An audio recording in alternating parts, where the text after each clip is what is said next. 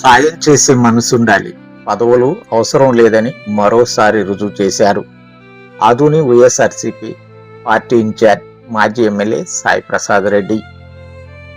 మాట కటువే కానీ మనసు వెన్న.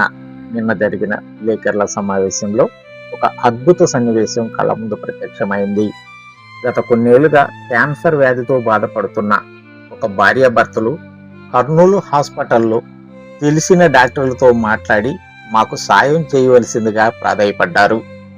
అడిగిందే తడవుగా ఆ వ్యక్తుల వివరాలు కనుక్కొని వెంటనే సంబంధిత డాక్టర్లతో మాట్లాడి వీరు నా మనుషులు, ఫీజు సాధ్యమైనంత వరకు తక్కువ చేసి తీసుకోమని చెప్పటమే కాకుండా వారి ఆర్థిక స్థితిని గమనించిన సాయి ప్రసాద్ రెడ్డి వారికి కొంత డబ్బు సాయం చేసి వేరే వ్యక్తి ద్వారా వారిని జాగ్రత్తగా హాస్పిటల్కి తీసుకుపోయి వైద్యం చేయించాలని సూచించి అవసరమైతే మరికొంత డబ్బు సాయం చేస్తానంటూ హామీ ఇచ్చారు.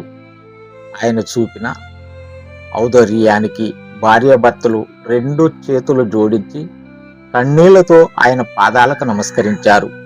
ఈ చర్యకు అక్కడ ప్రెస్ మీట్కి వచ్చిన విలేకరులంతా అవాక్కయ్యారు. ముఖ్యంగా సాయం చేయాలన్న మనసుండాలి, కానీ పదవి ఉందా లేదనేది ప్రధానం కాదు. దానం చేసే చెయ్యి ఎక్కడున్నా తన గుణం మార్చుకోదు. పులితోలు కప్పుకున్నంత మాత్రాన నక్క పెద్ద పులి కాలేదు. పులి ఎప్పుడూ పులే. ఎప్పుడు ఎక్కడ ఎవరికి ఏ ఆపద వచ్చినా వారికి గుర్తొచ్చే మొదటి పేరు సాయన్న. బహుశా తన దాన గుణాన్ని ముందే పసిగట్టిన వారి తల్లి ఆయనకు ఆ పేరు పెట్టిందేమో అనే సందేహం కూడా రావచ్చు. పదవితో సంబంధం లేకుండా ఇప్పటికీ ఎప్పటికీ ఆ ఇంటి చుట్టూ ఎందరో నిరాశ్రాయులు, నిర్భాగ్యులకు ఆదోని నియోజకవర్గంలో మొట్టమొదటగా గుర్తొచ్చేది మాజీ ఎమ్మెల్యే సాయి ప్రసాద్ రెడ్డి. ఆయన మాటలు మనిషి కాదు, చేతల మనిషి.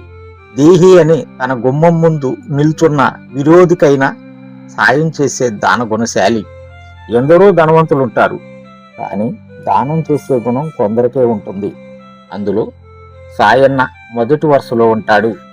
మాయ మాటలు చెప్పి మోసం చేసే గుణం ఆయన చేత కాదు. ఆయన నిజాన్ని నిర్భయంగా చెప్పటమే ఆయన నైజం. పదవి ఆయనకు అవసరం కాదు, అలంకారం మాత్రమే.